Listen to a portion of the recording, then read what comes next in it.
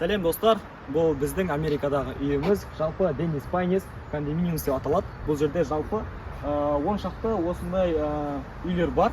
Әрқайсысында бір 4 квартирадан бар. Және де бұл жерде орташа бағасын және де американдықтар дәл осы жерде қалай тұратындығын қазір осы видеода көрсететін боламын. Кеттік.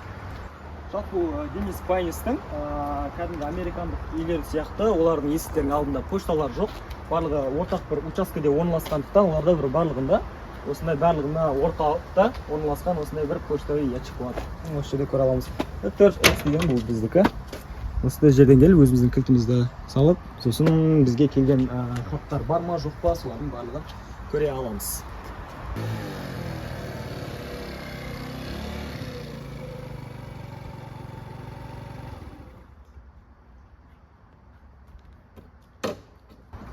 Жалпы осы Денис Пайнисте осында жаңа айтып өткенімдей 40 шақты пәтер бар. Соның барлығына арналған осындай бір әрқайсысының парковкалары бар. 4С, яғни бұл біздің парковкамыз, өзіміздің пакетіміз қызыл тұлпар. Ал бұл енді рум-турға енді келетін болсақ, 4С екінші этажда орналасқан, бұл біздің үй. Қазір көрсететін боламыз, ішінде қандай жағдайлар жасалынған, барлығымен таныстыратын боламыз. Біз интернет магазиндерден покупка жасаған кезде біздің заказдарымызды дәл осылай лестницаның алдына қойып кетеді. Яғни жаңа айтып өттім, бізде почта жоқ, яғни поштаға емес, есігіміздің дәл алдына қойып кетеді. Және де бұл жерде ешқандай көршілер де, басқа адамдардың да ешқайсысы оған тиісіп бір жағдайын бұзбайды деп айтсақ болады. Ал енді мынау біздің үйге кіре берсе, дәл осылай, дәл осындай living room. Осы жерде дәл қазір екі адам тұрамыз. Осындай көрініс. Жалпы Америкада тағы да бір айтатын жайт, оларда біздің Қазақстан секілді әрқайсысынан бөлек-бөлек кухнялар емес, дәл осындай міне кухнялар салынған. Мына жақты көрсетіп қойсаңыз. Және де олардың барлығында осындай тек осы жерге ғана арналған осындай жарық шамдары бар деп айтсақ болады. Сосын мына жақта living roomда жалпы кішігірім қонақтар күтуге болады, және де мына жақта қонағым терраса деп айтсам болады ма? Солай. Мына жақта жалпы Денис Пайнис деген теннисный корт бар. Соның жанында орналасқандықтан осы жерде Денис Пайнис деп атаған.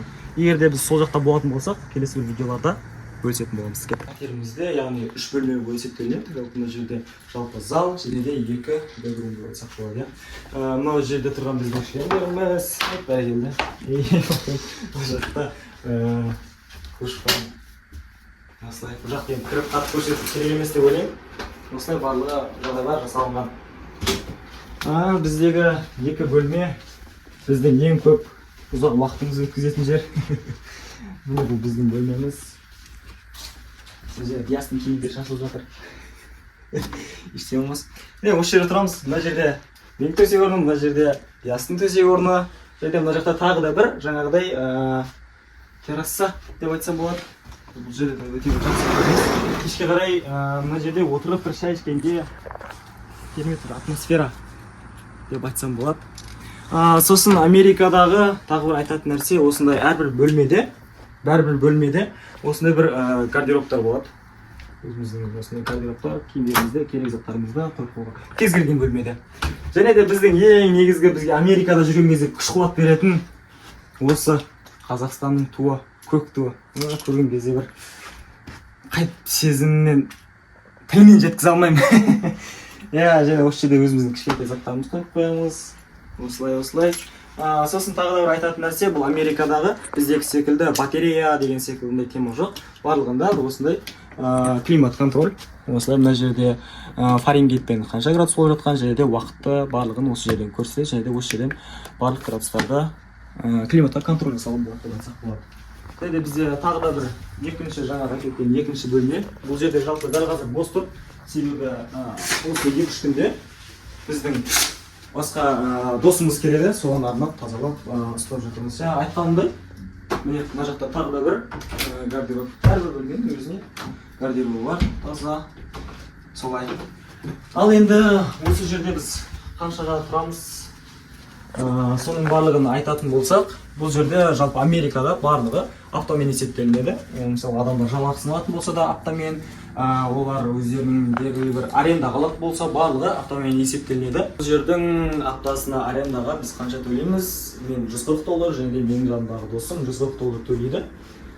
Біз жалпы бұл аптасына, егер біз айына есептейтін болсақ, $560 біз бұл дәл осы үйде 3 ай тұратын боламыз. Оның барлығын ақшасын қосып $560 үшке көбейтіп, және оны теңгеге шаққан кезде 580 мың, 800 мың теңгедей болады. Дәл осы 800 мың теңгеде Қазақстанда қандай жерде тұруға болады деген секілді кейде ойлаған кезде кішігірім ішің ашиды. Бірақ енді бұл үйде тұру дәл осы жақтың айлықтары мен барлығына тура келеді, яғни қатты қымбат емес, орташа деп айтсақ болады. Сонымен біз барлық өзіміздің үйімізді, жағдайымызды көрсеттік. Келесі видеода не қалайсыздар? Комментарийға жазып, өздеріңіз ойларыңызды қалдырып кетіңіздер.